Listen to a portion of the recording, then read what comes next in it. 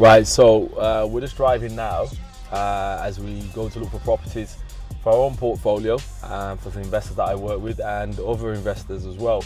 Now what we're going to do, classic, we're just going to go and look at and speak to estate agents, and you'll find if you can build a good relationship with an estate agent, they can actually find some really good deals, some really good deals.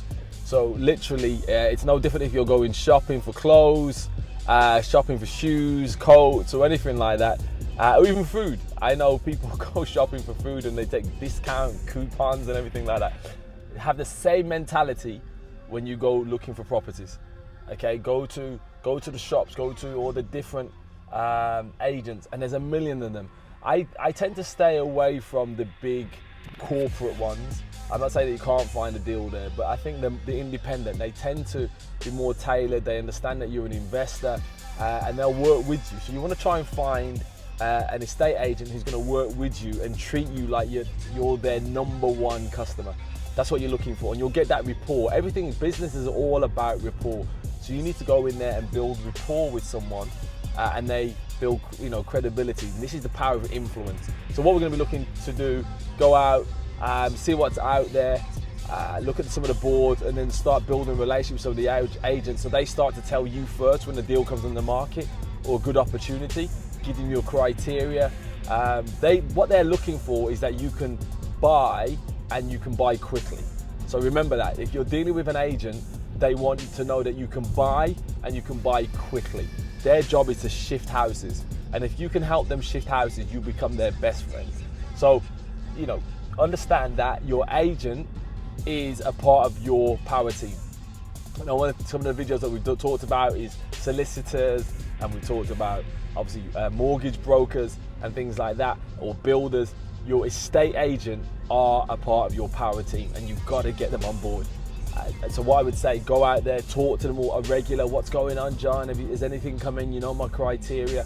But also get your finances straight as well. The one thing I'd say, make sure your numbers are already stacked up. So they want to know that you've got a mortgage in principle. That's a key one for them. So that shows them that you will have the funds in place. They want to know that you've got a deposit. So usually what I'll do is print out my deposit form, show the bank account where the cash is so they can see it, and then we're all good. And obviously I also bring my decision in principle form, which shows them that I've got the money or I've been approved by the banks to be able to buy a property. So that's what we're going to do. So we're going to have a quick look now at an estate agent. We're looking over in Sutton. Sutton's really good. I like Sutton. What I like about Sutton is that there's some really old properties. Some really old properties. They've got some really good development opportunities if you find the right one. Some really good development opportunities. So we're just going to quickly have a look at that. Just found a parking space, which is always good. Ladies just leaving now. So we're going to quickly do this, have a look at some of the boards, kind of things that I'm looking for. I'm going to show you what I'm looking for. I'm not always looking for distressed properties as well. I know a lot of people will look for distressed properties. That is key. But I'm looking for something where we can add value. That's the key. Whenever you look at a property, it's saying, where can I add value? What can I do to add value to that property? So that's what we're going to do. So join us on this. Let's see what deals we can find. All right, so we're just at one of the agents. This is Paul Carr, estate agents, really popular around here in the area of Sutton. Things that I'll be looking at, okay? There's a couple of things when I go into an agent that I'm trying to get from them, and obviously we're going to bring you an interview with an estate agent, so you'll see what it's like face to face. But I'm looking at, the type of deals that they're throwing out there. Now, if you look at here, there's a cross section, so they'll be selling like their premium ones. You've got like premium properties, but then we're also looking at little ones that are quirky.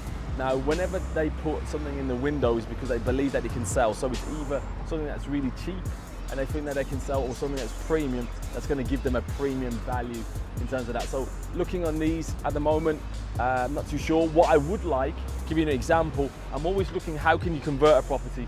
So if we look at this one here, okay, forget the price, but maybe that's a great HMO. Okay, so professional lets now in a good area, depending on how many rooms, there's 4 bedrooms in there. You imagine each bedroom probably giving you about 350, 400.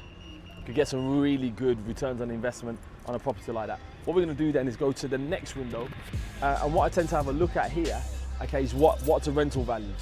Okay, so if I'm going to buy something, okay, I'm always looking for different exit strategies. So if I'm going to buy to flip, that's good, but I'm also then looking at, you know, what can I rent that property for? So I'm looking at what the monthly payments are, what's the market value on the rental. So looking here around the Boldmead area, looking about 1,400 down to 600. So I'm trying to get an understanding of the area. I also try to look for properties as well that I believe that are landlords that haven't been taken care of. So this is a prime one right here. Okay, so you can see the property is dated. This is a landlord or someone who's maybe inherited a property. These are the kind of ones where you could put a, you know, maybe talk to the agent, say, who's the landlord, can I speak to them? These are ones where potentially you could have a landlord looking to get rid of, especially with all the tax implications at the moment.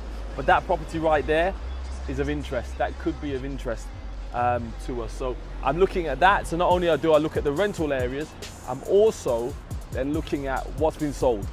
So I want to see what kind of things have been sold. So you see around here, people are buying flats, buying apartments, which is good. You see on the top values, the 450s are going. The key thing that I want to look at, the 550s, I want to look at is how long has the property been on the market.